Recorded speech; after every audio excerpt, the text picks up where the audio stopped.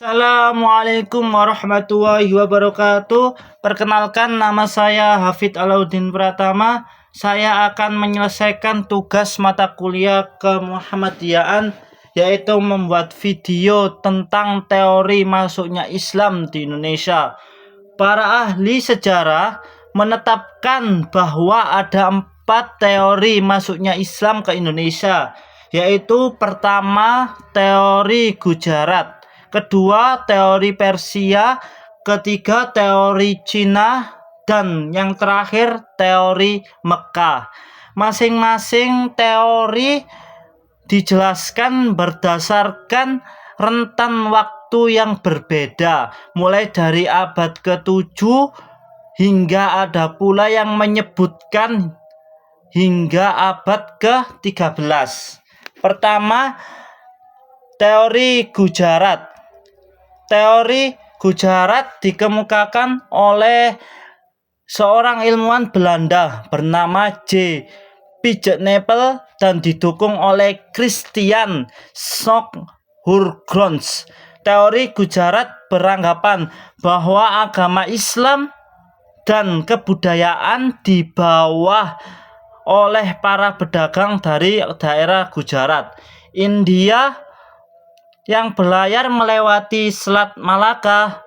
Teori ini juga menjelaskan bahwa Islam secara masif berkembang di Nusantara sekitar abad ke-13 Masehi melalui kontak para pedagang dan kerajaan Samudra Pasai yang menguasai Selat Malaka pada saat itu. Teori ini diyakini oleh Hurgronds karena adanya hubungan perdagangan yang cukup erat antara Indonesia dan India.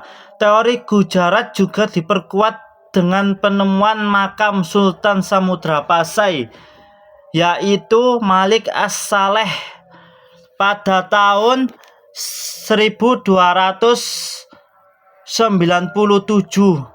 Makam Maulana Malik Ibrahim yang keduanya bercorak Gujarat serta tulisan Marco Polo.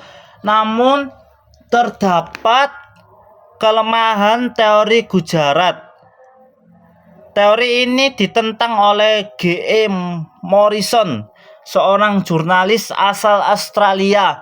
Ia mengatakan bahwa belum tentu Islam didatangkan dari Gujarat hanya karena memiliki penemuan corak batu nisan yang mirip dengan yang ada di Gujarat. Selain itu, pada awal abad ke-12 Masehi, masyarakat Gujarat masih menganut agama Hindu. 2. Teori Persia. Teori masuknya Islam ke Nusantara berikutnya adalah teori Persia. Teori Persia didukung oleh Hussein Jatjaningrat dan Umar Amir Hussein.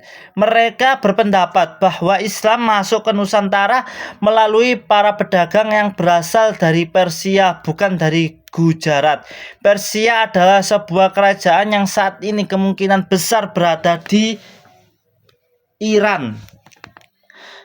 Teori ini tercetus karena pada awal masuknya Islam ke Nusantara di abad ke-13, aliran yang marak saat itu adalah ajaran Syiah yang berasal dari Persia. Selain itu, terdapat beberapa kesamaan budaya dan tradisi di Indonesia dengan yang ada di Persia.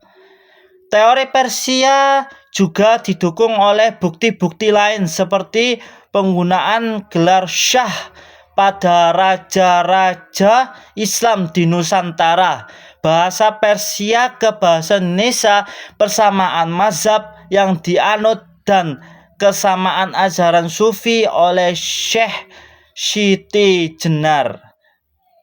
3. Teori Cina.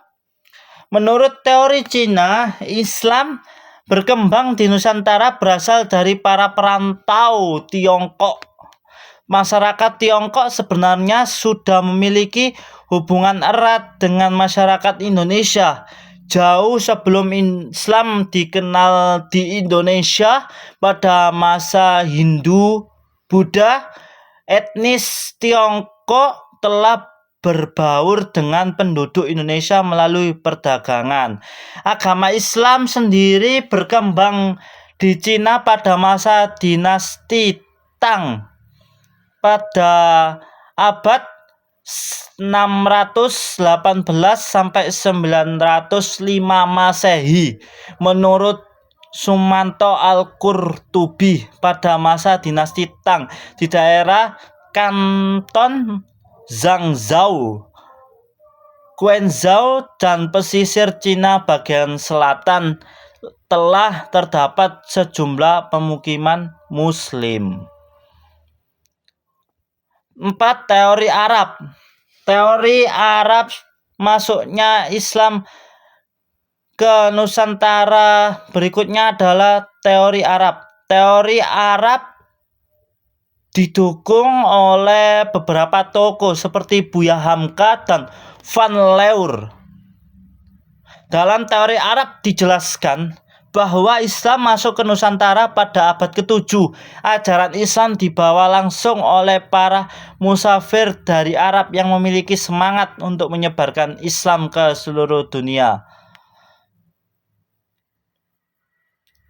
Teori Arab diperkuat dengan adanya sebuah perkampungan Arab di Barus, Sumatera Utara yang dikenal dengan nama Bandar Khalifah. Selain itu, di Samudra Pasai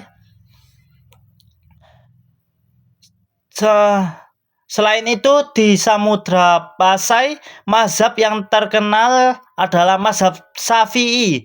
Mazhab ini juga terkenal di Arab dan Mesir pada saat itu. Kemudian bukti lain teori Arab adalah digunakannya gelar Al-Malik pada raja-raja Samudra Pasai, seperti budaya Islam di Mesir. Nah, Islam juga sempat menjadi kekuatan yang cukup disegani di Indonesia. Hal ini ditandai dengan munculnya banyak kerajaan Islam yang cukup terkenal dan berkuasa. Apa contohnya? Infografik teori masuknya Islam ke Indonesia. Selain yang sudah disebutkan pada infografik di atas, masih banyak kesultanan kerajaan Islam di Indonesia seperti Kesultanan Gorontalo, Kesultanan Ternate, dan Kesultanan Tidore.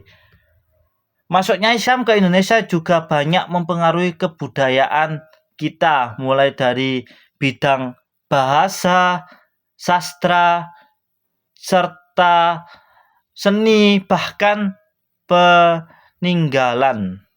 Sekian dari saya. Wassalamualaikum warahmatullahi wabarakatuh.